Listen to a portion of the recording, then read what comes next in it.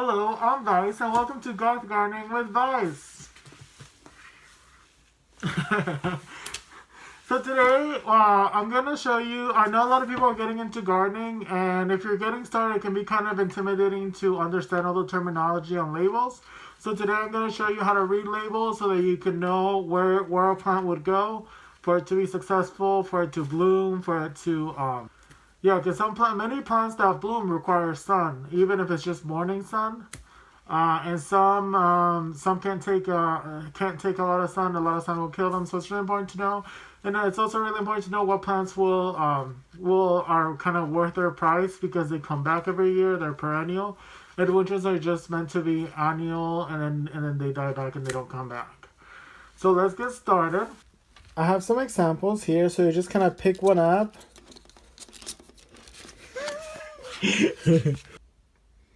So you just kind of pick one up and you read it. $16.98. Absolutely not, you raggedy bitch.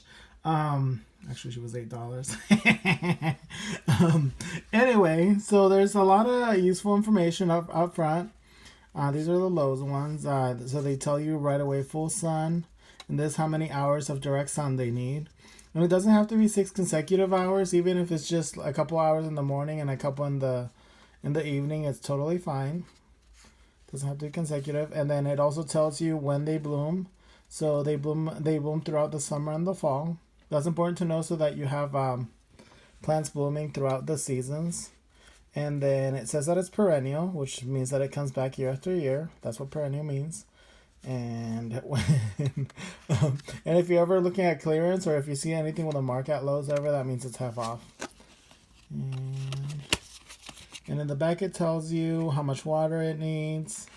The average size is important to know. But you can always like plant them really close. It's whatever. But you want to know just how much of whatever it will be. Then you can ignore the spacing. This is just really important. What hardiness? We are in a zone 5 and 6 for Boise and Nampa and all this area. So anything below a 6 is going to be fine for us. Anything above a 6 is going to even a 6 might be. I mean, this plant was fine, and I actually bought this last year, and it did okay. It came back really big. So as long as you mulch it, there's no problem buying something that's a zone 6. But the lower zone you can get, the harder it'll be. And so that's that. And then fertilization. When to fertilize, which I have a lot of organic material in what I plant them, so I don't worry too much about fertilizing. I'm not sure about this bee hazard thing. It just tells you to use precaution when, I guess, if you put pesticide on it, that's letting you know that this attracts bees and it'll kill them. And then how to plant, which is just generic. Just make a hole, essentially. Okay, and that's how you read these. So when I'm going through this, I'm looking at this part. Because I usually want it for certain. Actually, I was looking for this plant in particular. I looked for a long time, and then I waited until it was half off. And here's some other example. These are both the same kind of plant, and they both require the same kind of sun. But look at this. This one blooms all through those months, and this one only through summer. So that's also something I look at when I'm buying the same sort of plant. These are both speedwells or veronicas. That's the Latin name is Veronica, which is so cool. And yeah, that's pretty much it. And here's an example of a Veronica that doesn't tell you that it's perennial. This actually, I think it's from Samzo's. And doesn't tell you. Oh wait, it does tell you what zone it is. So zone 4, so it's super hardy. So we're in a zone 5 and 6, so it'll be great. So it's great. And then full sun apart shade. So it doesn't tell you that it's perennial, but knowing that it's in zone 4, that lets you know that it will survive the cold winter. Here's some from Lowe's. They're from Sunshine Greenhouse. They're out of Utah, which is pretty cool. I hope they're not phobic, but they sell these at Lowe's, and they'll tell you how much water they need, and then they'll tell you, instead of telling you, like, they changed their name to Sunshine It's sunshine perennials when it's a perennial, and it tells you over here if it's an annual. So that's how you know if it comes back every year, if it's just for, or if it dies completely. And perennials, they also die back down to many times back down to the ground, and then they come back. So it's not that they're there all season.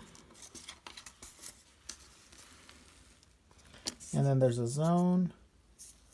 This one doesn't tell you. This was when you're buying an annual, it won't tell you what zone it is because zone refers to how much cold they can tolerate, and if they're an annual because they can't tolerate any frost. So so they would only live in places that don't get any frost. And I always confuse pansy with viola. I thought they were different kinds of flowers, but a pansy Latin name is viola. This one's so pretty. So then it'll tell you that it's sun or part shade, how high it gets, 6 to 8 inches, and put them 6 inches apart. But I put them, they can be pretty close together, doesn't matter. And then Gora, 18 inches. So it's going to get 24 inches wide. I have it pretty close to stuff, so we'll see how it does. I heard it gets big. 18 inches. Okay. And then it tells you a description of what it does. And where to put it. And what plants. Sometimes it tells you what plants go well with it that have the same water and light requirements. But as you start learning about plants, you kind of just do whatever.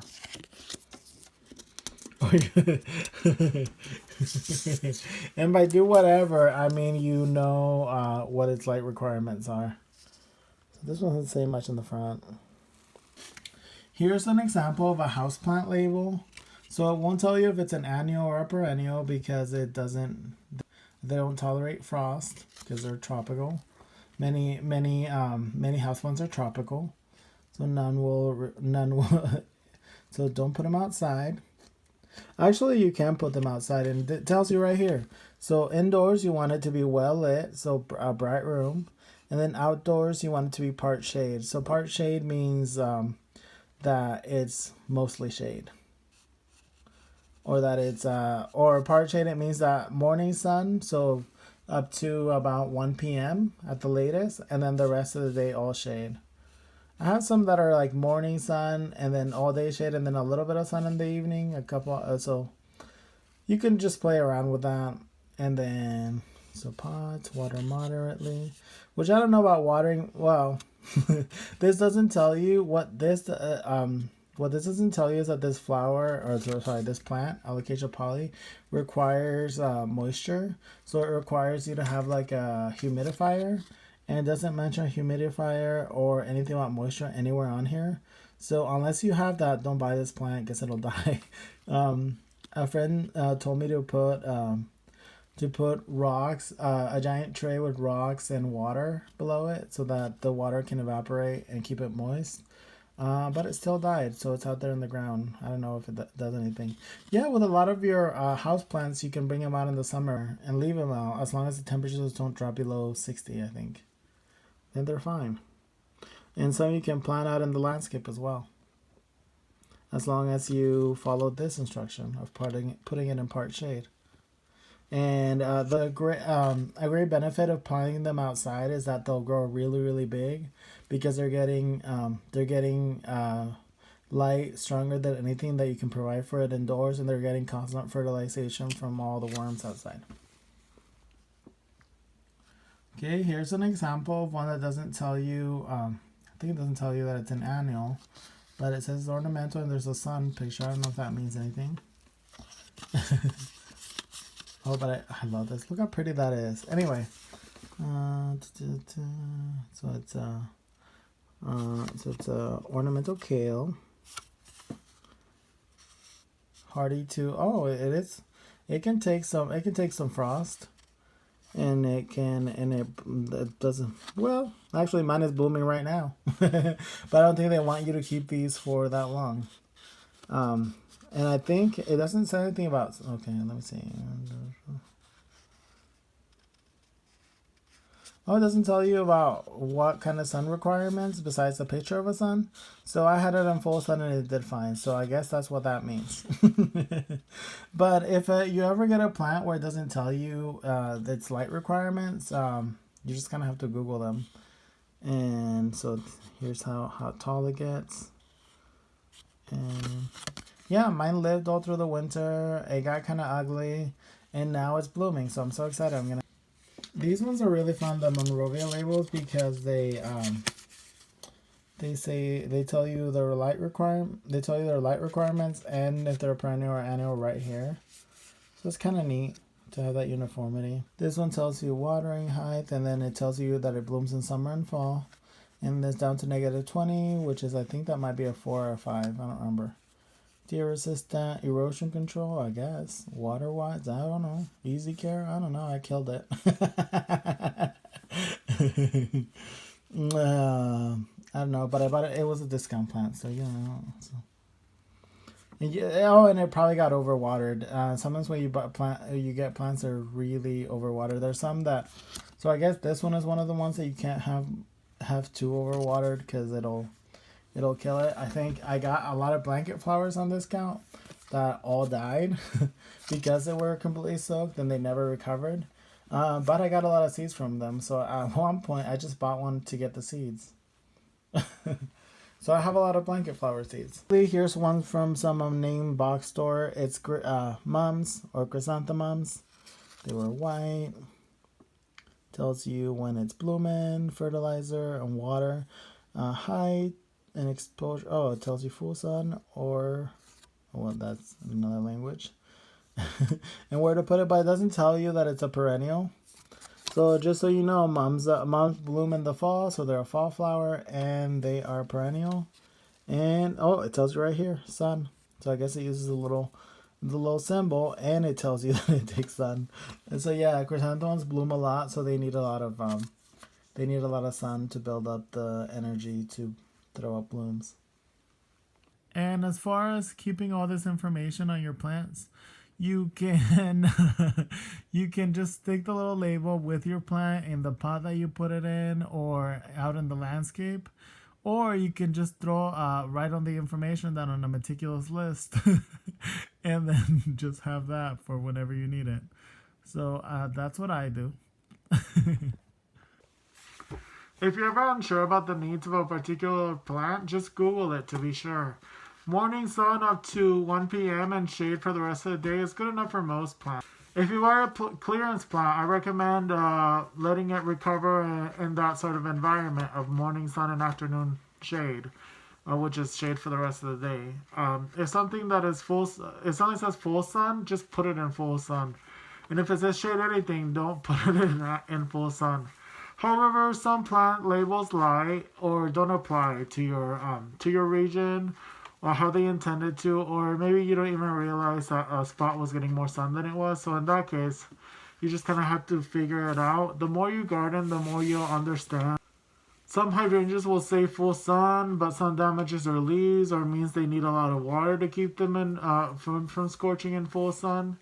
So that's something to keep in mind. There's a family of hydrangeas that have pointy blooms that go like this, and those can usually take a lot of sun, take full sun. The more you learn about plants, the more you'll realize when something needs water and doesn't need water, or it doesn't need water because it's overwatered and needs to dry out. Sometimes you can tell that when a plant leaves start drooping, and then once you water in a couple hours, they come back up.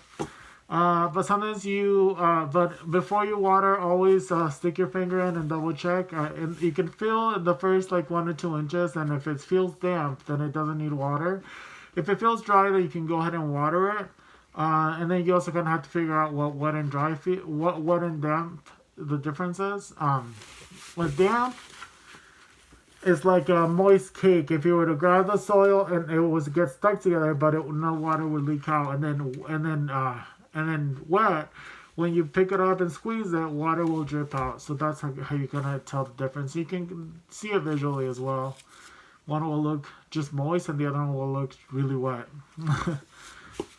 So that's just something you learn the more that you learn about plants. As far as hardiness, it's also important to mulch, to put some sort of mulch over the plants for the winter so that the snow doesn't fall directly on them and causes any sort of rot or anything. I'll do another wintering video closer to the fall. And hopefully that gives you some insight into how to understand plant labels. If you have any questions, drop them below. You can also support me. My Venmo is on there. And I'll see you next week. More of this spooky thing. A friend gave this to me, and it reminds me of the game The Last of Us. It's got spooky zombies with flower heads. And I love this number. Good night.